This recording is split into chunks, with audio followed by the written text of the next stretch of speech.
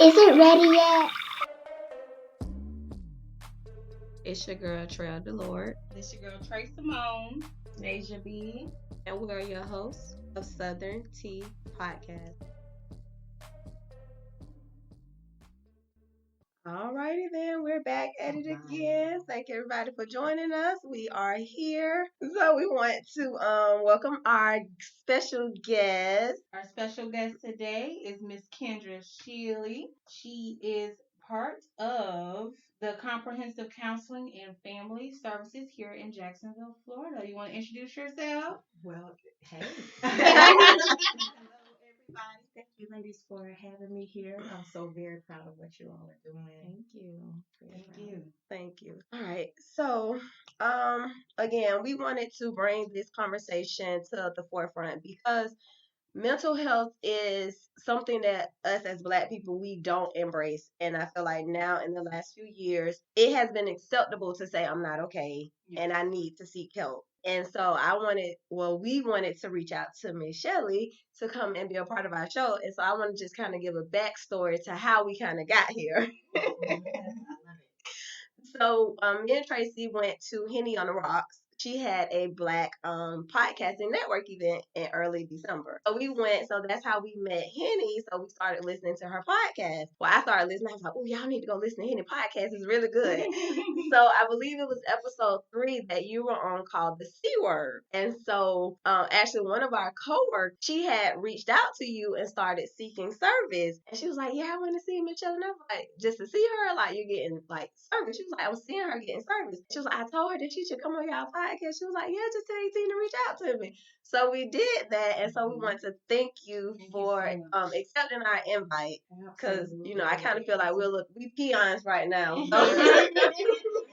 Words matter. You are not peons. You are at the beginning of a beautiful journey. So let's reframe that a little bit. Thank you. And let me just say again, I am so proud of what you ladies are doing. I did have the opportunity to listen in on a few of your podcasts, and I just love the content that you are putting out there. Everything is so valuable. And I was just speaking with one of your hosts here who said, you all haven't even known each other for a full year yet, but look at what you're producing together.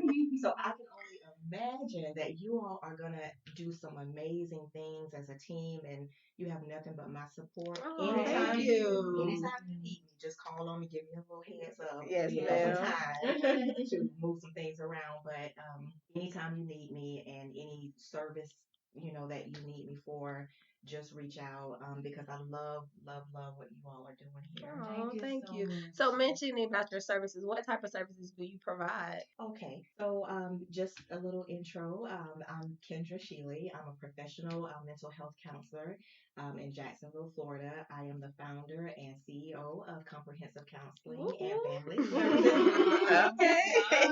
It's not glamorous. It's a lot of work, but it's good work, and the organization, we provide individual counseling services, family counseling, couples therapy, group work. We also provide parenting education, vocational services. So people needing to come in and kind of tell us that they want to get a promotion on their current job or they want to go back to school. So we can work with them in that area as well. We do family mediation. So for those individuals who are uncoupling or divorcing and they need to put a feasible plan, co-parenting plan together, we could provide that service as well. We do have courses. We're working to get those court approved. So people who need anger management, domestic violence, parenting, there's a lot in the works. So I'm very pleased with the direction that we're going in, but also the services that we currently offer. So all is welcome. When I started the practice back in 2017, my vision was to work with women of color, specifically Black women, because I am a Black woman, and I wanted to work with my population because we are underserved. Right. Even still, with even the most positive things that are happening right now. We're still underserved, and so I wanted to do my part. But since 2017, I have to say I get contacted by men, women of other ethnicities, Mhm. and so it's hard for me to say no. Right. Unless it's just a situation where I feel like I won't be the best fit for a Right. client, and then I'll refer them out. But yeah, those are the services. Awesome. So being that, the services that you provide, I know you get a lot of different situations that can probably be overwhelming sometimes. So what do you do to relax or to have to get in your happy place? Oh my gosh, daily self care. Self care is not a luxury, it's a necessity. Yeah. And I am a big advocate and proponent of self care. You have to take care of yourself before you can even sit with people because I absorb a lot. And just by my own personal nature, and I've always been this way since I was a little girl, I feel people's emotions and their spirit, and that can be a lot if you don't know what to do with it. And so every day, I'm doing something that's taking care of me, and that's just the way that I kind of balance work and life and keeping myself healthy. Definitely. 'Cause you And have of to. course, sometimes I miss the mark. Whenever we were pumping it up for CEO, I have a tendency to kind of, I just need to do one more thing. And so I have to even condition myself to say, okay, I've had enough for today. Right. It can wait. Definitely. So either of you ladies ever felt like you was at a point in your life where you might have needed counseling or therapy, and did you or did you seek it? I can speak for me. I've been suffering from postpartum depression for about over a year, along with anxiety. So I've been on different type of meds. The doctors, tried me on different type of meds. Nothing seemed to work. I noticed I was very sensitive, very emotional. I took things, was very petty, as my friends would say. So I knew something was wrong because I wasn't like this before I had my second child. So I started, seeking counseling, through my job, and it's actually helped along with, a different medication, a higher dose. So what would you suggest for me to kind of do to kind of get away from the meds, kind of trying to wean myself away and not On a go more crazy? natural regimen. Yeah, I want to be more natural. So what do you suggest for that? Well, let me just preface what I'm about to say with this is medications are sometimes necessary, but my personal belief is if you need them, get them, but for a temporary span of time. And I am a certified mental health integrated medicine provider. So what that means is, I incorporate more holistic practices and just other practices that are just outside of, the Traditional. let me just give you some Yeah, psychotropic medications right. that's going to cause other things down the line. Right. Stay on them. So the first thing, if you were coming into me, we would do a comprehensive assessment and going through everything mind, body, spirit. And so I would make sure that I spend a lot of time on your medical because a lot of times those medical conditions that pop up are just they're just the symptom of the bigger picture. So I would need to kind of assess there to see. But right off the bat, nutrition, we would first start out with getting you stabilized, your mood stabilized with nutritional practices. So what those would be dependent on what comes out of that assessment. So nutrition is always going to be my first line of fix, so to speak, for lack of better term. So because a lot of times we can really reset our body and everything by just what we're doing, putting in our bodies. And sometimes detox and not the way you hear it, out there. There's a lot of detoxes out there, but some are very unhealthy and should not be done because they're creating, other issues. But a detox under a trained professional, I would say start there and then go into nutrition, and then you're probably going to see about 60 or 70% of improvement right off the bat just with nutrition. If it's done target to your particular situation. Everybody's different. Right. So, yeah, you don't have to be on medication. I would say don't stop your medication until you are with whoever is going to work with you. And person like myself who is certified or even degreed in integrative medicine would be the route that I would really suggest you go. Okay.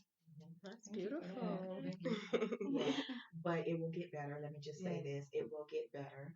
I do know and have treated many individuals, many ladies with postpartum who had postpartum, but they're doing just fine. So you just have to connect with the right provider. Okay. Okay. That's Yes, ma'am. Thank beautiful. you. I know for me when because I lost my mom when I was 10 years old. And for me, that really did change the whole course of my life because she was my foundation.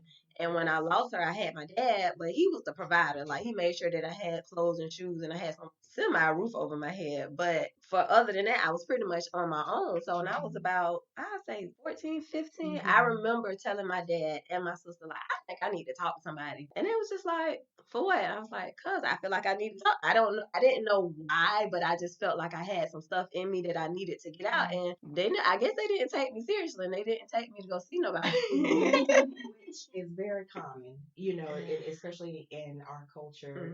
We have been mentally trained that, oh, we're tough, we can survive and get through anything, which, it is in our DNA, but that's not, the most healthy way of handling things because over time, it'll get the better of you. Definitely. And let's just take a moment to say how fabulous you were at 15 to even know I need to speak to somebody. Right. And not only that, to speak up and say it, even if you were not given what you needed at the time. But it just sounds like, number one, you had grief.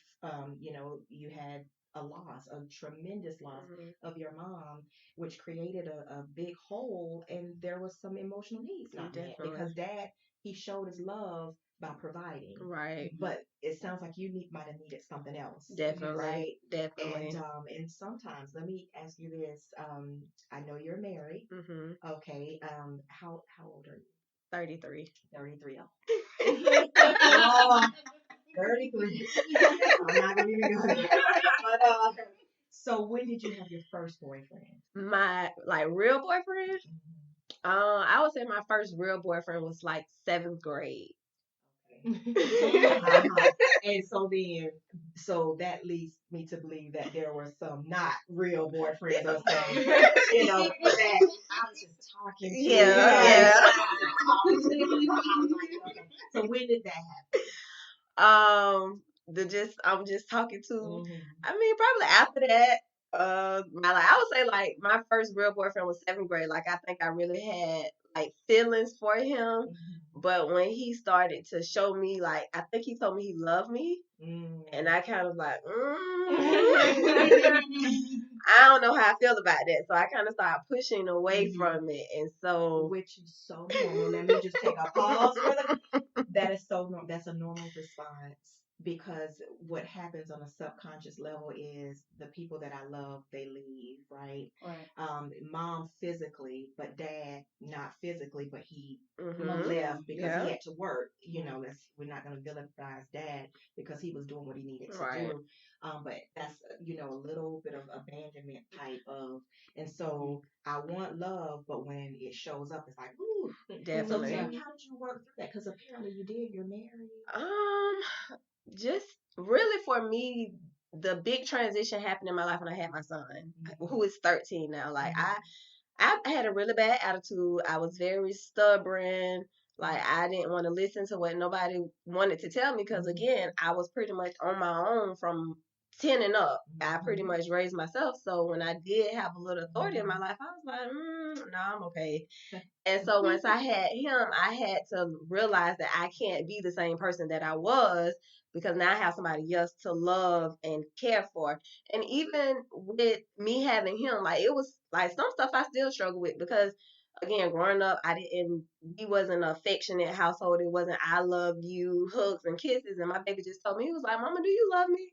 And I was like, yes, I love you. Why would you say I don't love you? He was like, because you don't tell me enough. And I was like, I apologize.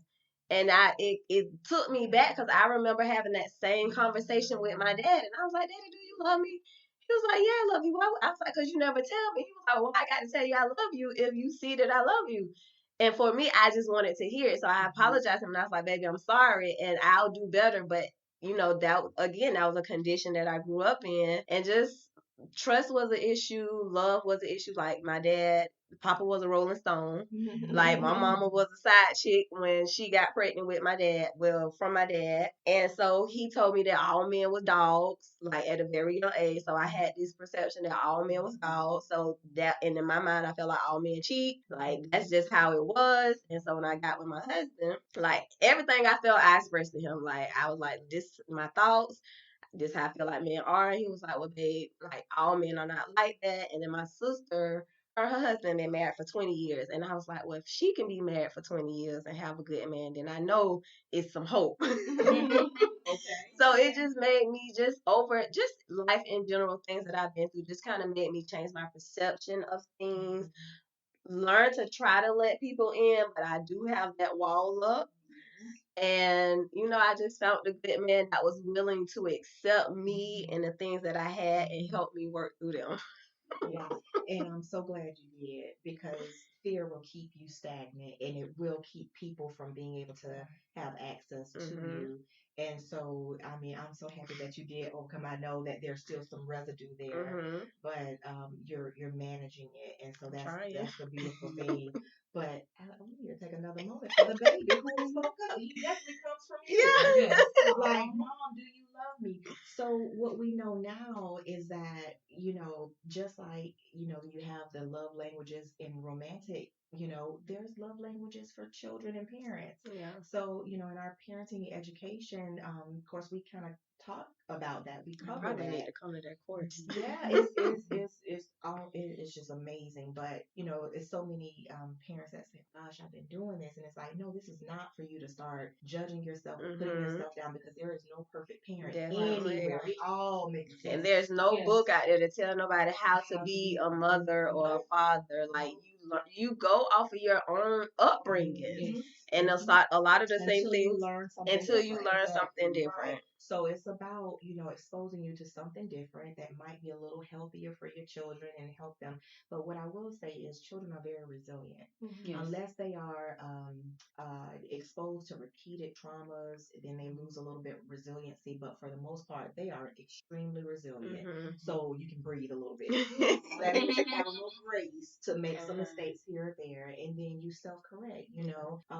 You're gonna have to discipline your children, but decide how that discipline looks. Right. And disciplined people kind of cringe up when they hear that word, but it's not a bad thing. It is not a bad thing. And if you cringe up, it's probably because you were disciplined not in the way that you needed, Right. in our day, in our time, and from our parents and their parenting, spankings might have been a thing because that's what they knew. Mhm. But not all children respond to spankings. Yeah, I Some learned that children too. you can just tell them, hey, listen, I'm disappointed that you made that decision. I understand why you made that decision, but I'm a little disappointed. So tell me, why did you make that decision? Oh, well, I saw everybody else skipping class, so I skipped class too. Okay, so are you a follower or are you a leader? Well, in that moment, I might have been a follower, mom. Okay, so how do we change that? So it's different conversations that we Right. need to start having with our children, but you learn all these things, down the line, or if you just intentionally put yourself in a position to learn it. Yeah. So that's why we have that available, the parenting class I'm gonna come to available. that Who too. you 'Cause I telling?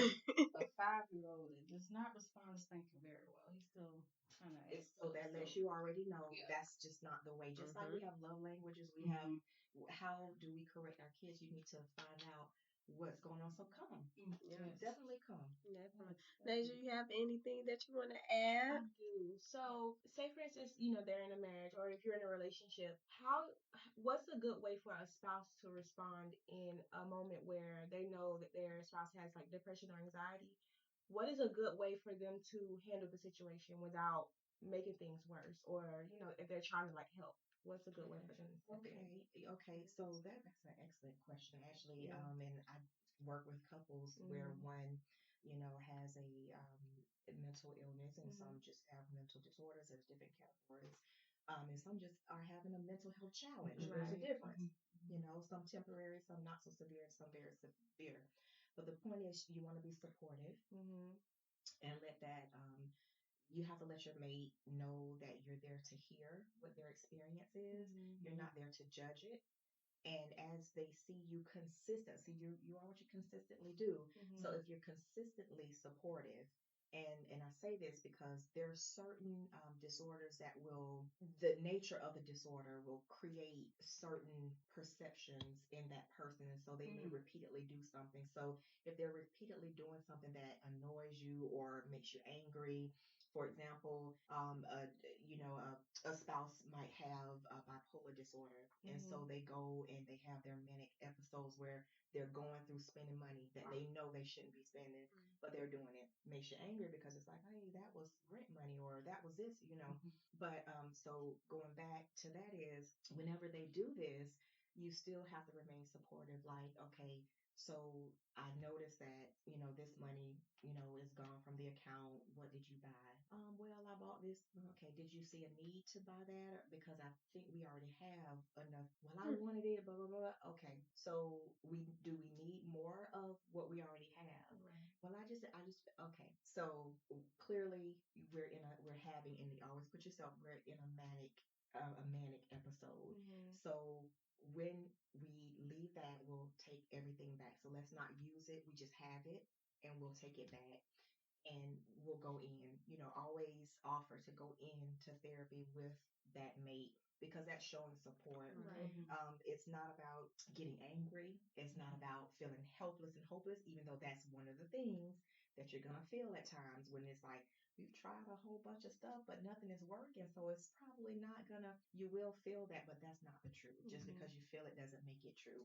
So just being supportive, making sure that your spouse know that they are unconditionally loved and Mhm. that there is a better way that you all can do life together, and get them in front of the professional and you go in with them, Mhm. and then let it take its course. So just supporting them, being patient and providing that opportunity for them to get the help that they need. So Right. those would be the three areas or And the three one things. thing I liked about your response is you were calm. And that's Mhm. one thing I think your classes would teach that spouse how to Mhm. respond in a calm way Yeah. and Exactly. not with anger. Yeah. Right, right. And it takes some learning because Right. we can sometimes be impulsive. Mm-hmm. When something sets you off, the impulse reaction is Da, da, da, you're da, just da, all over da. the place, right? Make Right. it worse Right. that way. Yeah, Right. you Right. will make it worse. Cause And because when Mm-hmm. someone feels chastised, Yeah. you're gonna get, not yeah, look at what kids do. Yeah. You know, they rebel. yeah, That's true. Yeah. So you have to work with what you're working with and right. get some tools, and it's not just one person. In family therapy, we're looking at the dynamics, the Mhm. interrelational type of things that's happening. A lot of times when families come in, it's always one person. Mhm. Mm-hmm. Oh, this person is doing this person. And the first session, I'm like, well, let's just get this right out here. It's never one person. Mm-hmm. What I'm looking at, is the entire system. If we have a machine and if one part of that machine breaks down, the whole machine is broken. Right. Right. So that is what I'm looking at. So in family sessions, that's how it is because it's never just one person. Mhm. Mm-hmm. And when I see parents bring their children in and the children hear me say that, they're like, somebody go.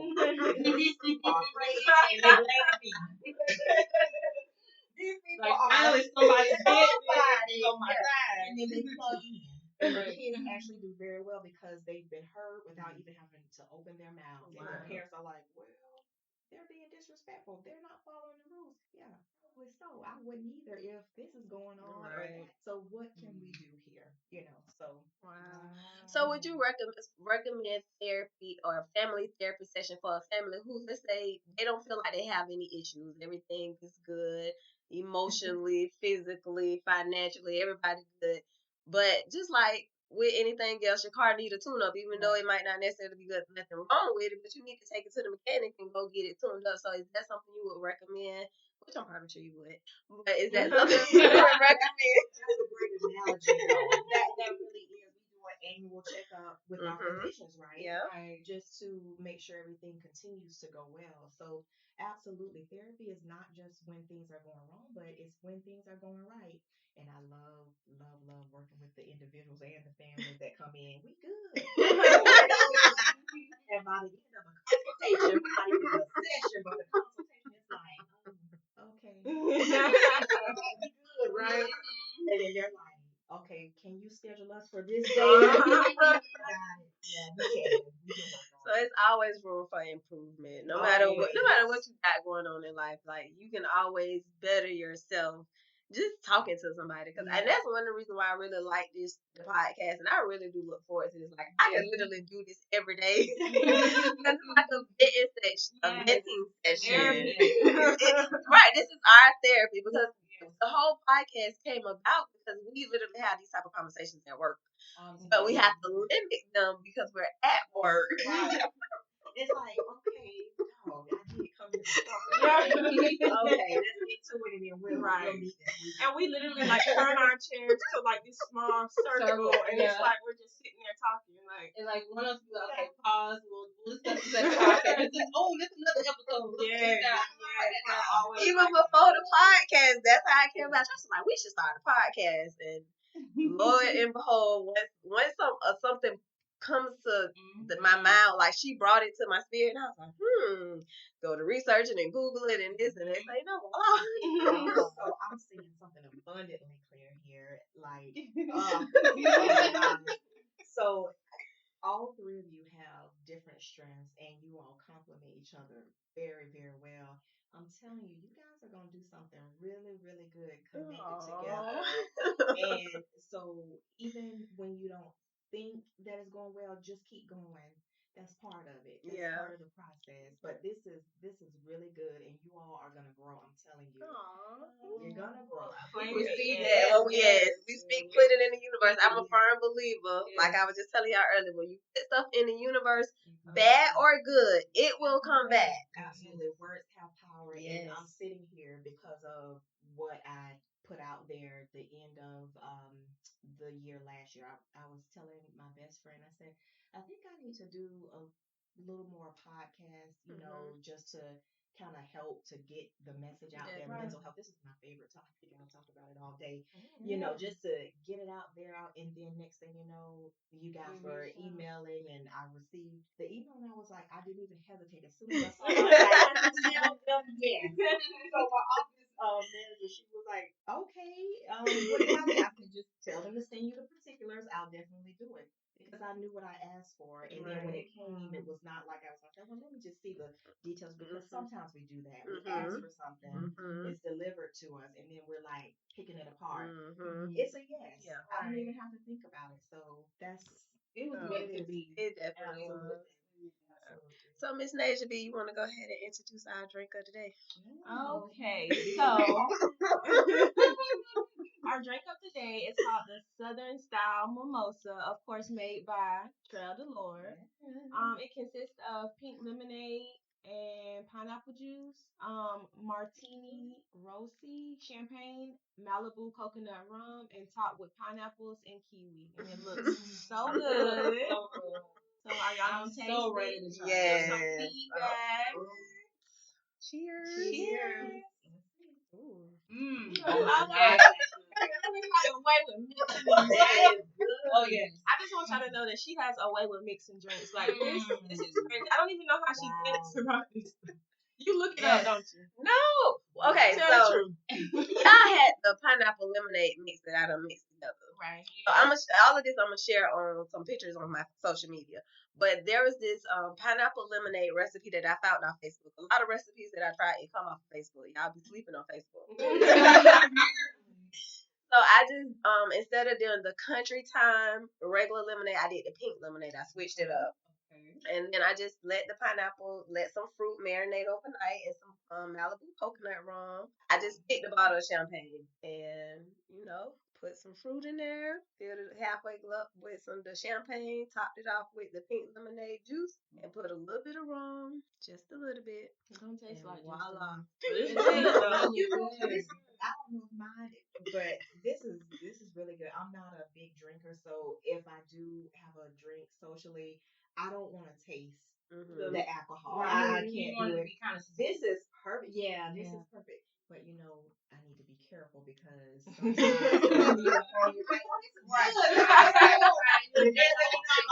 Hold on. You gotta drive them. Okay. So yeah, this is good. And she definitely got the Thank you refill. guys. Please be careful. Well, the juice itself doesn't have alcohol in it, so you really have to like mix it together for it to come like this. But this drink will be posted, so you guys can copy if you want to. and yes, drink at your own risk. Drink Please. responsibly, because we There are you go. not responsible. We are not bartenders. We just like to make drink concoctions. Well, this is a lovely concoction. So I did have a question. So growing up, well, not even growing up. So I used to fuss at my son, my oldest son, because he would talk to himself, like literally sitting there having like full blown conversation. I'm like, boy, who are you talking to? I'm talking to myself. So I was like, son, you can't do that. People gonna think you crazy. But then I realized I do the same exact thing. Like I have so many thoughts going through my head. Like literally, I'm in my head having a conversation, but it's just so big that I have to verbally bring it out. And then next thing you know, like I'm literally sitting here having a conversation to myself. I know that's probably not normal, but is that something that I probably should seek? Tell me what is normal. I don't know. I mean, I don't think. Well, I don't know. Classify what you all are doing as abnormal if we don't know what's normal, right? Yeah, that's true. So, did you ask him if he was hearing voices, or because it sounded to me like he was not hearing voices? He said, "I'm talking to myself." Yeah. Right? So usually when we need to be of concern, it's the voice told me Gotcha. this, or my friend such and such, okay, told me to do this or say this, or this would be better. So it's normal. Yeah, so we're good. We good. Okay. She good. I'm like, are you talking to me? She was like, no, I was just talking to myself. Okay. Yeah. You know, people do that when they're preparing for speeches and things of that nature. Important conversations. You know, if you got to go in before the boss. Let me get my head together so I can, So that's the equivalent. Okay. So we good. Yeah, because like I said, I do the same thing, and I realized I can't really fuss at him about doing it when you sit here doing the same exact thing. But my daddy always told me that it's okay to talk to yourself as long as you don't answer. So that is that's old school, but we know what I said. You're right. That's, in our culture, that's the thing. That's how we understood, and we have to remember the place they were coming from. Generations before us, they were closer to slavery, which meant they were closer to repeated trauma. And so some people didn't make it physically, and some people did, but at a cost. So they learned that certain behaviors were not okay, and so it just gets passed down, and it comes out like that. So now we know better, and so what we need to do is do better. So even with your response to your son is, people gonna think you crazy. So that right. That's how it gets passed on. That stigma. So it's okay, baby, to talk to yourself as long as you don't answer. Well, then now what you did was set the stage for him to start kind of trying to assess himself. So just let him do what he's gonna do. Just let him do, and periodically, when you hear him periodically, not all the time, but when you hear it from time to time, hey, who are you talking to? Myself. Do you hear anybody saying anything to you? Okay. I know when I was younger, when I used to live with my sister, because I'm gonna give y'all another backstory. But this kind of not define me, but this is how I became how I am. But when my mom passed at 10, I started hanging around with my cousins. They were older, so I started smoking, drinking, skipping school, and I found myself starting to smoke cigarettes. And I said I was smoking herbs. I'm just Louise like that. So I found myself starting to smoke cigarettes. And again, my inner self spoke to me and was like, Trail, if you don't leave this situation, you're going to end up like your cousin. So I made a conscious decision. My sister had moved to Chicago. She had got married. Her husband was in the military, moved to Chicago. So I called her and I was like, "Can I come live with y'all?" And she was like, "Yeah, if your daddy says okay." So he said yeah, and they were actually getting ready to move back down to Pensacola. So they came back to Jacksonville, picked me up, and I went to Pensacola. I lived there for a year.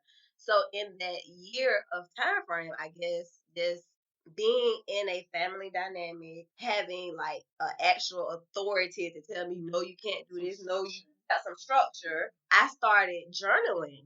And I guess that's why I really wasn't talking to myself or speaking out loud a lot, because a lot of those thoughts I would just write in my journal. And I did that for a while. I wouldn't say maybe up until like ninth grade.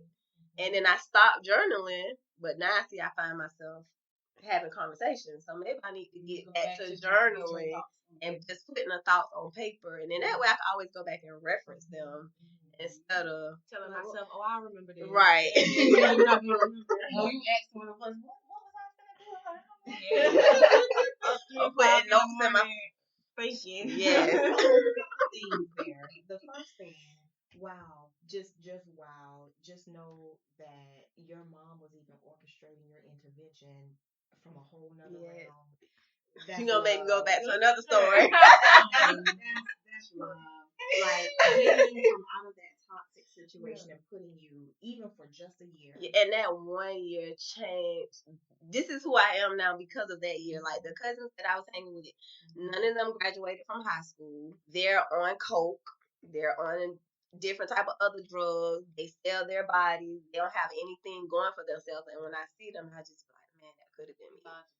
Girl, I was like, that could say have been me. But for the grace of God. Yes. And even with them, they're never too far gone to be Right. brought in. But you have to in those situations you have to want to be brought in. Like I say this saying all the time, you can lead the horse to the water, but you can't make them drink it. You can provide people all the resources, all the information, you can get them the shirt off your back.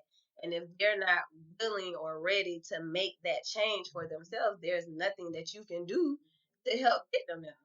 And But keep being yourself, and with every conversation, just drop a little nugget and keep moving because they hear you, right? But sometimes people are so set in routine, and sometimes their inner dialogue that they're having is saying, "This is what it is for me." Until they see it and they connect with the right resource to get them to say, "Wait a minute, you know what? I'm ready now." So don't give up, having the conversations with them whenever you see them, not from a place of judgment, but from a place of compassion and love. And that's one of the things I think my clients do very well with me, because they know when they come in, there is nothing they can say or do that will make me stop believing in their ability to grow, change, become whatever.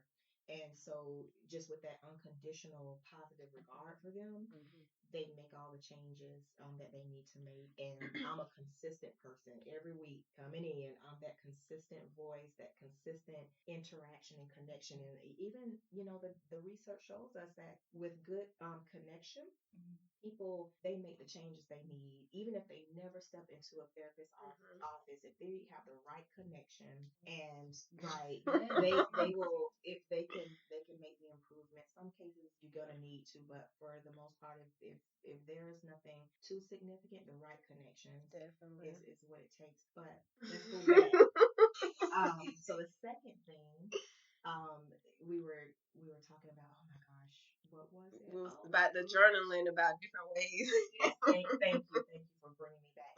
But with journaling, there's a reason why we always say, "Hey, your homework is journaling." I give homework assignments after every session because we're covering so much. But journaling is that even if I don't tell you that's homework, that's homework. Right. Because scientifically, there's a reason we do it. With our brain, the way it's set up, our limbic system holds all of our feelings and our emotions. And within that limbic system, we have what's called the amygdala. And let's just say this is how I teach my children the brain. So we start off with our hands in a five, and then I say, okay, the limbic system, starting from this is your neck, Mm-hmm. and this is the bottom part of your brain. This is the limbic system, your emotions, your feelings. Mm-hmm. Now make a four. This is the amygdala. When you have trauma, it's like a light switch. It comes on and it stays on until you shut it off. And what happens is you start thinking with the trauma brain based on what you experience. And if it's just a one time trauma, let's just say you go, in childhood, you were driving in a car with your parents, got in an accident. That's a one time trauma. Within about 3 years, the trauma will heal itself. Mm-hmm. But if you're repeatedly traumatized, say someone who was being molested, Mm-hmm. that's repeated trauma. So your trauma wants to heal. It will, just like when we fall down, scrape our Mm-hmm. knee and our that white meat is exposed and a little bit of blood, it'll stop bleeding by itself because of the clots, right? Right. Our bodies are designed to survive. It wants to survive no matter what conditions we put it through. And so just as our bodies are self-healing, our mind is as well. But if there's repeated trauma, it takes a little bit more and it's a little more damaging. So going back with that amygdala, it's like on high alert at all times. And so when you see somebody, they may not be dangerous, but you might be thinking this person is dangerous because your perception is altered. And so with journaling, and let me just say the subconscious mind, and and I tell people this is the whole point of it all. Like, it's not the choices that we make from a conscious place, it's the choices that we make from our subconscious, right? And your subconscious mind will take over because it wants to protect you, it wants to survive, it wants you to, So I tell people with their symptoms that they come in, it's like, oh, I shy away from this. Well, your brain is trying to protect you from being hurt again. It's Right. okay, and it gives them permission to feel what they have been feeling and to, understand that what they've been doing is not a bad thing. It's a normal thing based on what they've experienced. So when we say journal, what happens is those nerves in our fingers go all the way up, radiate through, and it's like a gentle tapping on that subconscious. And the subconscious is the things that on a very our awareness now, we don't even know, but our subconscious is thinking, it's saying, okay, we're on high alert because I don't want, you all to be hurt anymore, blah, blah, blah. So what happens is that journaling, that sensation is tapping and it just gently releases a little more memory from what's been held underneath in that subconscious. So if you've ever had the experience where you start writing about one thing and then next thing you know, two, three pages later, like, well, how did I get over here? I'm just writing because you're tapping into that subconscious and it's clearing. So it's a good thing. And so that's what journaling, that year of journaling helped you because you were clearing out all of that stored stuff, that allow to come up and come out. But the things that are left, you have to intentionally get that stuff up and out. So there's a real good reason for journaling. It's not just, oh, we just want you to journal. Well, thank you for our journals because you did provide each one of us a journal. They're so cute. So cute. You are welcome. I believe that is like a very powerful tool. It unlocks the doors to a lot, in your healing and your recovery is in that journaling, opening those floodgates. I have a question. Yes. Is there anything in your life that kind of position you to be a mental health therapist? Like, is there something that said, okay, this is what I'm going to do, this is Very why? good. Very good. That is an excellent question. So, I've always been, as long as I can remember, I was always super compassionate. I was a sensitive child. I can remember being in Sunday school, and when they taught us about, the crucifixion of Jesus, I was crying like, oh, like that. They do 'em like that. So I've always been, that person. I care. I listen. And that's one of my God-given traits. I'm a keen listener. I hear what you say and I hear what you don't say, which is the setup for a good therapist. But when I was in, was that middle school? No, that was my first years of, no, it was 2 years. So I think it was eighth grade in ninth grade, yeah, eighth grade and ninth grade, I was with the mayor's teenage volunteer program, and I was selected to be on the peer counseling committee because before that, I thought I'm gonna be an archaeologist. You know, I was like, I'm a big history person, by the way, Okay. so I was like, oh, I'm gonna go over to Egypt, I'm gonna dig in those tombs, and I'm gonna discover this. And back then, in the '90s, like our counselors couldn't really tell me how to become, Right. what I wanted, or I was really discouraged. Oh, really, you want to do that? And so I was open to what else outside of archaeology, and when I volunteered or was selected for that committee, the adults were like, "You're really good at this, and your peers they like coming and they like talking to you and all of that." So I was like, "Oh, okay," kept it moving. So in undergrad, when it was time to declare my major, I had heard so many times it was just a repetitive theme in my life. People saying, "You should be a counselor. You should, people come to you for this, or you connect with people very well." So it was just kind of a natural like progression for me. So, and when I started learning about psychology, I just fell in love with it. And it was just like just learning behavior. It's just amazing. And I just fell in love with it. And I knew, okay, yeah, I'm gonna do this. And I got a minor in gerontology because I was like, oh, I want to work with old people too. you know, I just needed some options, But yeah, and I just kept going. I was working in the school system for a while I was working on my master's degree, and I did like teaching as well. I had a great time teaching, but I needed to do what I was called to do. So it kind of came about in my life. It was I'm just a glad you natural. decided to do And I think we need more Black counselors. Yes.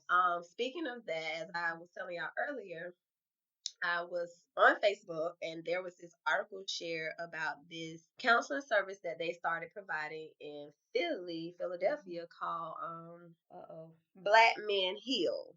And it's a free therapy service that they offer to Black men because of one, the stigma, to the cost, and just the perception of not wanting to receive help. So I saved the article so I can go back and read it so I can have some good talking points for today.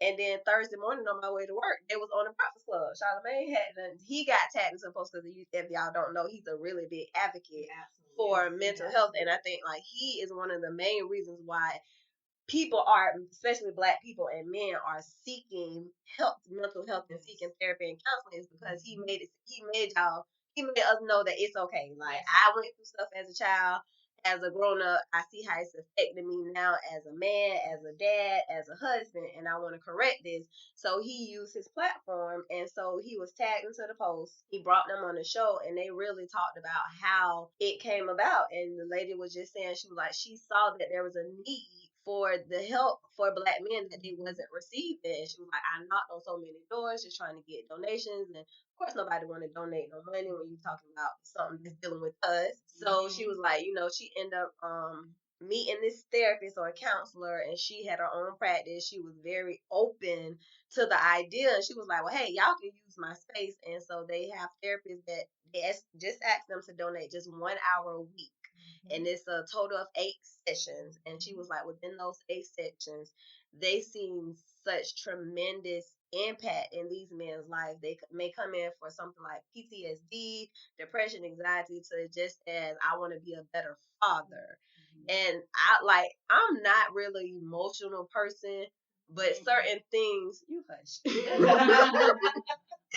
But certain things really do touch me. And I almost wanted to cry because I was like, that is just so beautiful, because I don't think we realize how many men that's affected by things that they probably don't even know that they're affected by. And then the moment you open your mouth, you start realizing, wow, I didn't know this impacted me. I didn't know that this stopped me from being a good husband, or this affected me from communicating with my children or showing love.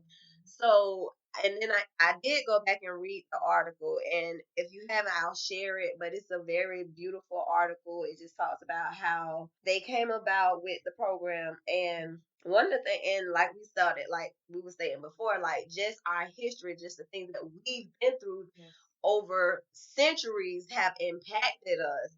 And so one of the things that Arthur said throughout the history of Black people in the United States, racism, mass incarceration, police brutality, and the perception inclusion from economic opportunities, including from unfair housing and other policies, have created unique mental health challenges. And just those things alone impact us. Not talk about just the stuff in your house, but the fact that a Black man can go to jail for crossing the street the wrong way. You can get pulled over because they say your tag light out, then they say, you in jail, and now you have a record. Now you have a record. You can't get a job. Now you can't get a job. Now you can't provide for your family. So all of these factors play, and then as a Black man, they have ego and they don't want, they want to be strong, but they need to release that tension that they have in them, because if they're not releasing it, they're going to take it out on their children, their families, our society. So I was really moved by that. And, one of the things that Charlamagne asked was like, how can we implement this across the nation? Because that type of service, because they fill out a application, and then they get an in-depth application where they really do some internal digging as they complete the application, and then they match them to a therapist that caters to their need. And she was saying one of the things, like you have insurance, you call the 1-800 number on the back, they give you a number of somebody that probably can't relate to your situation, can't relate to your story. You spend the first 3 sessions for them just trying to get to understand who you are as a person. As you stated, like, if it's something you don't feel like you can handle, you'll give it to somebody that can. And that's very important, because I don't want to come talk to somebody if you can't relate to my struggle, you can't relate to my situation. Like, how can you help me other than prescribing me some medications and sending me on my way? So, everything that you say, that whole blurb there was just, it's loaded. First of all, I know exactly the article. I shared it on the Facebook page. If you guys aren't following me, follow us on Instagram, Facebook, and Twitter.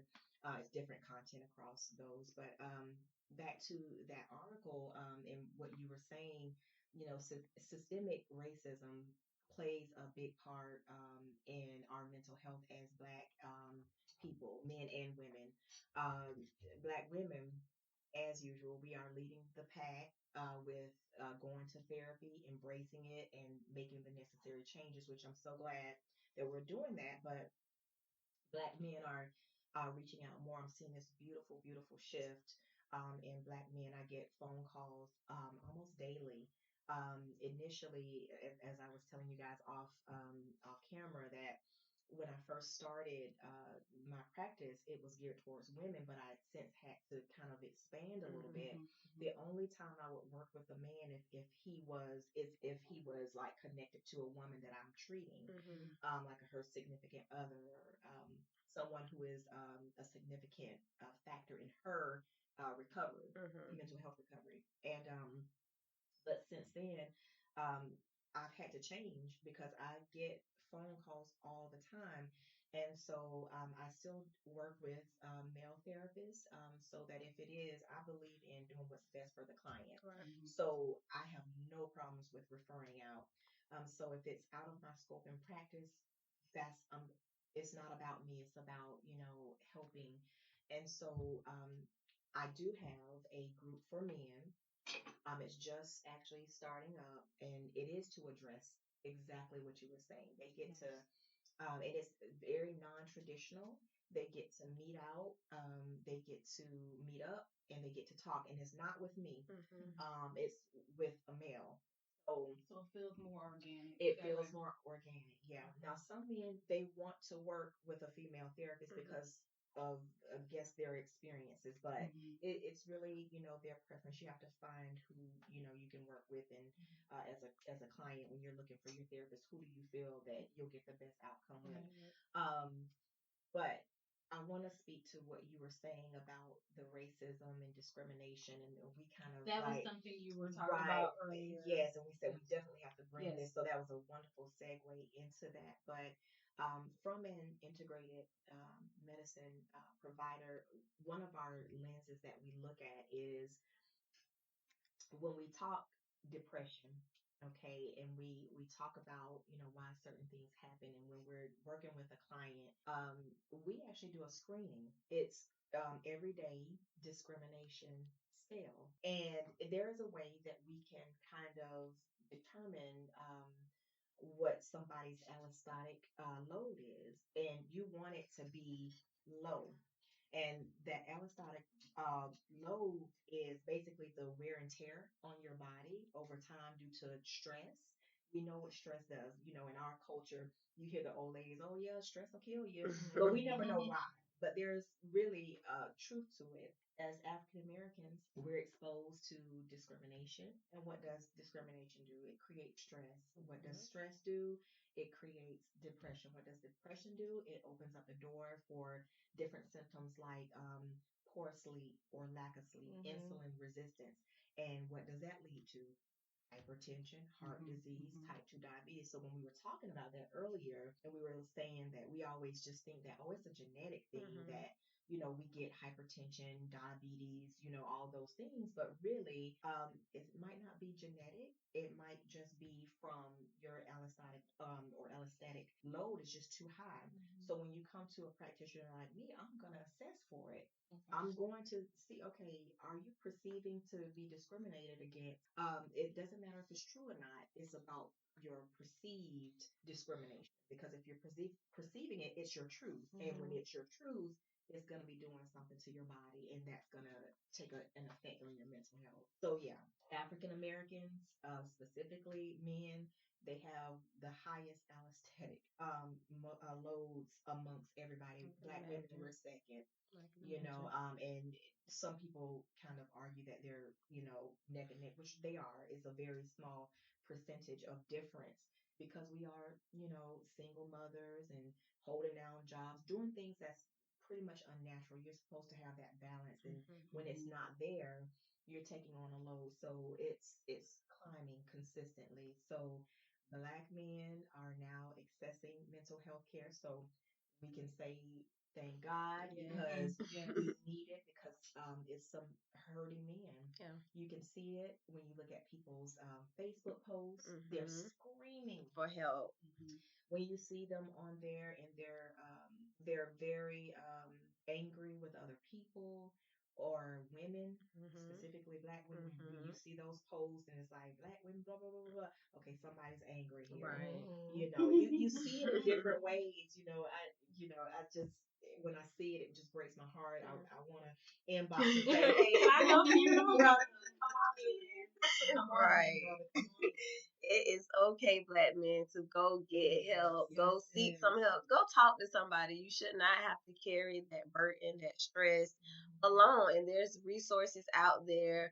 I'm sure there's free counseling service if you don't have insurance. I'm sure there's some government funded programs out there.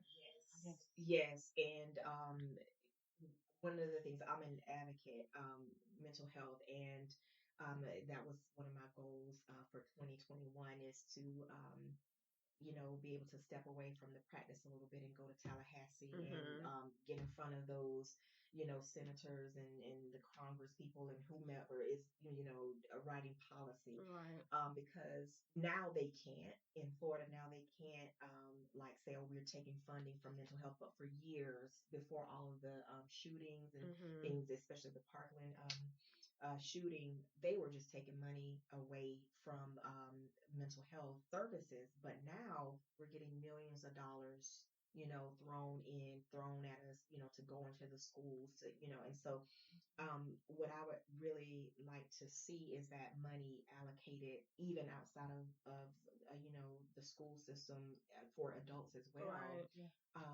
There are free mental health services if you get Medicaid of any kind. Like there's different Medicaid plans, Sunshine, Ambetter, all of those, United Healthcare, even Blue Cross and Blue Shield They now have a has Medicaid plan. exactly. So the information is there. If you need the help, I have an office manager. I think Tracy, you were communicating. Yes. Just give your listeners, if they want that information, just have them email. Yes. She will get them the information step by step on how to get those free services. And I think most of those plans, they will give you like up to 6 months. And then if you need longer than that, then the therapist has to go through a new authorization process and then to be able to keep you going. Yes. Well, utilize those resources. If you feel like you need it and it's affecting your household, your kids, your family, take advantage of it because we don't want you to end your life over a situation that you could have potentially got help for. Right. So, with that being said, I just wanted to bring up some of the warning signs of mental illness. I don't think that we really recognize it because as you say, like we was like, oh, they're just crazy, or you're just crazy, or it's normalized, or they're just acting out, or they just need some attention. Yeah, they do need attention, but they need the right type of attention to help address them. Things are a cry for help, and we normalize so many things that we kind of overlook it. Yes. And then it gets to the last resort, and it's like, oh, well, I tried to show you and tell you in my own way, and we just overlooked it. So if your kids are acting out, maybe it's a deeper root to the reason why they're doing things. So I would just pay attention to a lot of things. Yes.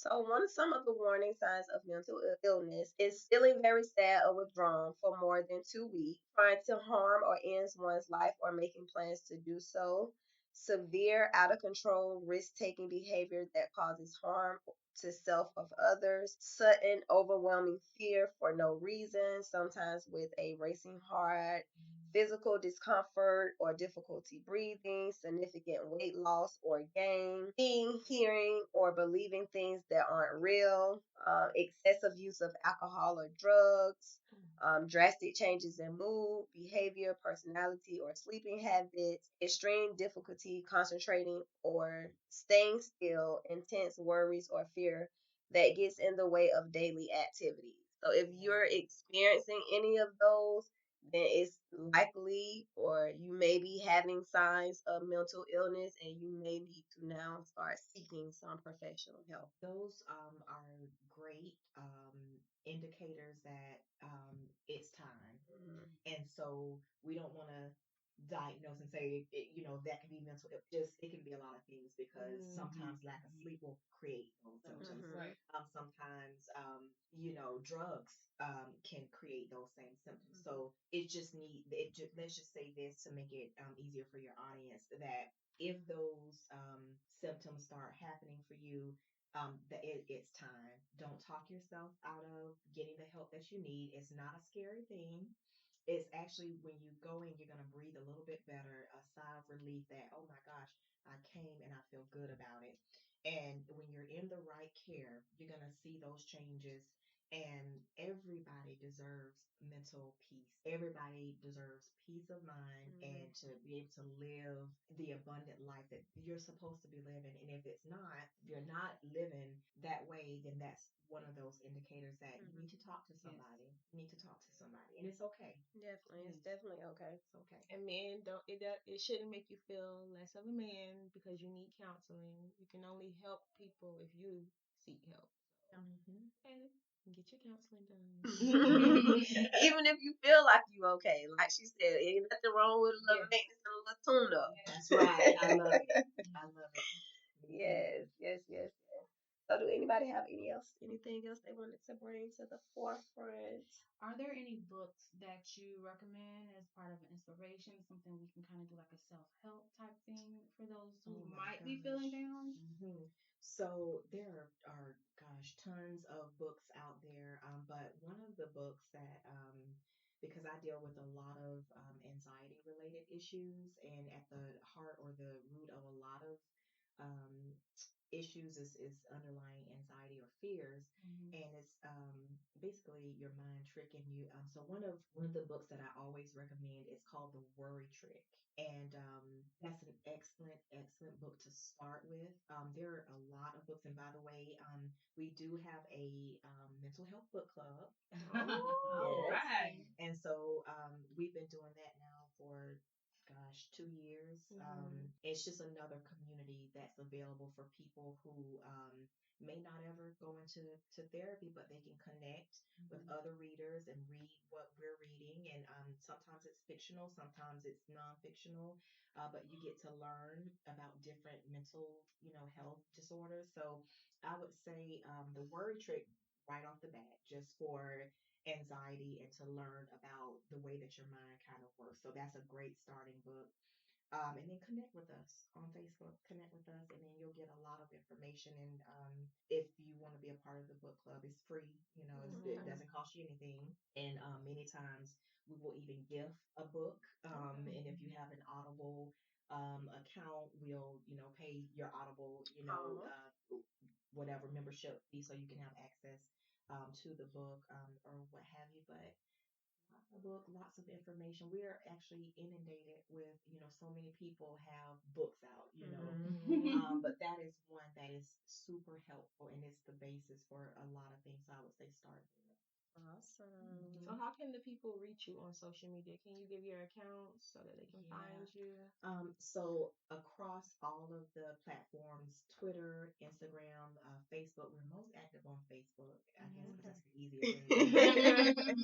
But it's comprehensive counseling and family services. I know it's long, and we just say CCFSJax. Okay. Our website is www.ccfsjax.com. There's a blog there. I have a writer who we just talk about, the information that we need to be putting out and the timing of it. And she's amazing. Mhm. Jessica Thomas. Shout out Jessica. Mhm. She's out in Michigan, so she's part of the team that, not here locally, but she's amazing. So follow the blog. It's on our page. Social media sites. I told you about the Mental Health Book Club. All of our groups are free. So we have emotional eating, Mm. and that's a huge hit. We do that twice a year. It's not one that we do, monthly, but it's twice a year. It's for 6 to 8 weeks, but Mhm. it's different cohorts. We have the men's group for them to connect with other men and talk about different topics. We have a women's group. We meet bi-weekly in office and they talk about everything. A wonderful group, different ages. My oldest client is 75 years Oh old. wow. Oh. um, and she'll be listening. I love her, and everybody actually loves her in the group. So there's a lot of different free things that we have because not everybody is going to be able to come in and pay. We work off of a sliding fee scale because we don't. OMG, I'm sorry. I got distracted by cows. Oh my goodness. And they're just marching along. Yeah. It's a baby. I'm so sorry. Okay. It gets everybody that Oh, I was like, because at first out of my peripheral, I thought it was a dog, and I said, that's a big, and then I looked, and they're all in line. Oh my gosh, I know I'm in the country. Guys, that's amazing. I love it. I do. Well, at least you have a nice Oh, wait, view. look at the pool. Oh yeah, you got to see the Oh, bull. wow. Okay. But anyways, so yeah, we have a lot of free things for people to come in and just connect. Connection is so important. And Yes. when I tell you your life, when you connect with the right people, your life becomes, so much richer. And there was a commercial. It was actually a toothpaste commercial. It was saying the tagline was "Life opens up when you do." Mm. It's perfect. I think Yes. I Life, heard that before yeah. though. I don't know if it's Colgate. Don't quote me. But anyway, I'm not affiliated with Colgate. But This is not an it was ad. just like a perfect slogan, like life opens up when you do. That's Like when you connect with others and you start, to open your life up, it gets better. A lot of they're running now. Wow. I'm so sorry. If you can see what I'm watching this, it's amazing.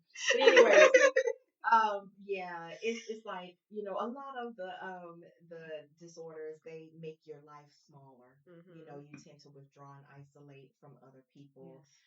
You tend to retreat within your mind, and Yes. when you come into therapy, we're pulling you out of that. Mhm. Right. We're pulling you out of your thoughts because they're not healthy thoughts, and it's creating an unhealthy, Right. existence.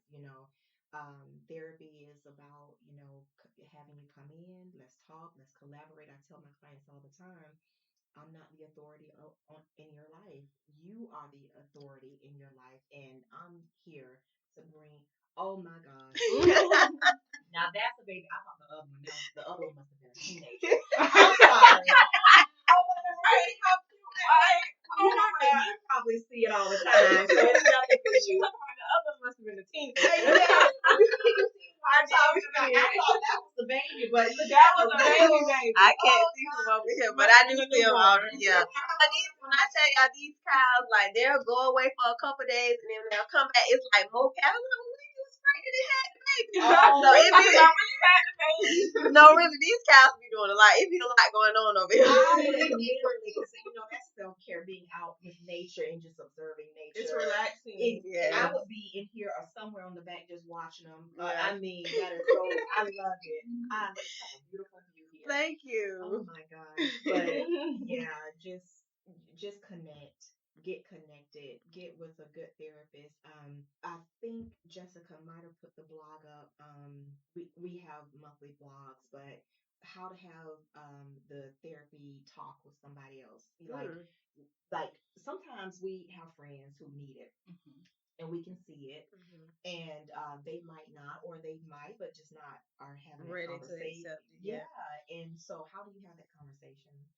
So she talks about that, and how to find the right therapist for you, because that's a key. That's a big, and you kind of mentioned it with Black therapists. There was a time when you couldn't come in and see anybody who looks like me. And so, but the beautiful thing is that now we're out here, and everybody, yes, everybody that I'm connected with, there are amazing therapists. They care, they understand. We're not quick to just throw a diagnosis on you, when you, and this is no knock on any therapist of a different ethnicity, but the tolerance and the understanding of culture can sometimes be a factor. You Yes. need Definitely. a therapist with cultural competency. Yes. And sometimes it's not that, because, and then again, with discrimination and racism, if you're looking at me and expecting me to be a certain way, you've already missed the mark. Yeah. You're not getting to know who I am. So how can you treat me when you already have this idea Deal. of why I'm saying certain things, why do I show up in the world the way I do?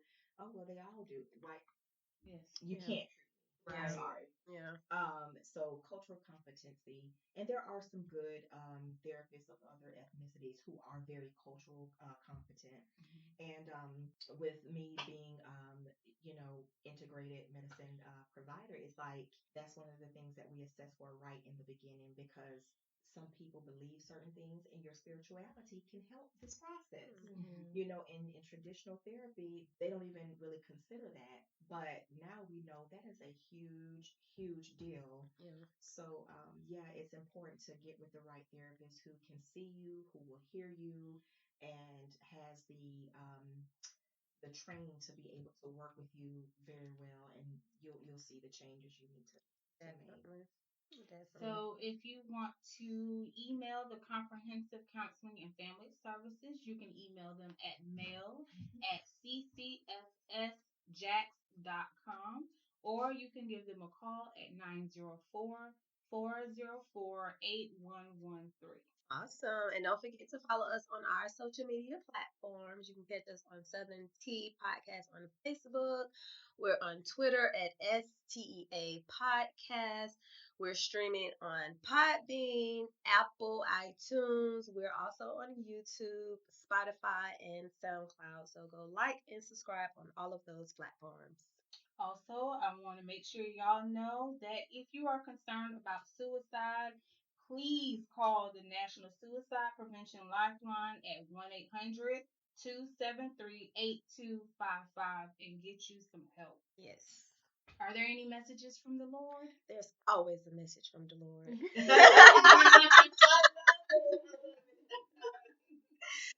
So, our message for today is respect yourself enough to walk away from things that no longer serves you, grows you, or make you happy. It's okay to cut toxic family members out your life. Blood ain't thicker than a peace of mind. Be a blessing to yourself and someone else. Amen. All right, we out. They spilled the tea again. Until next time, tune in to Southern Tea.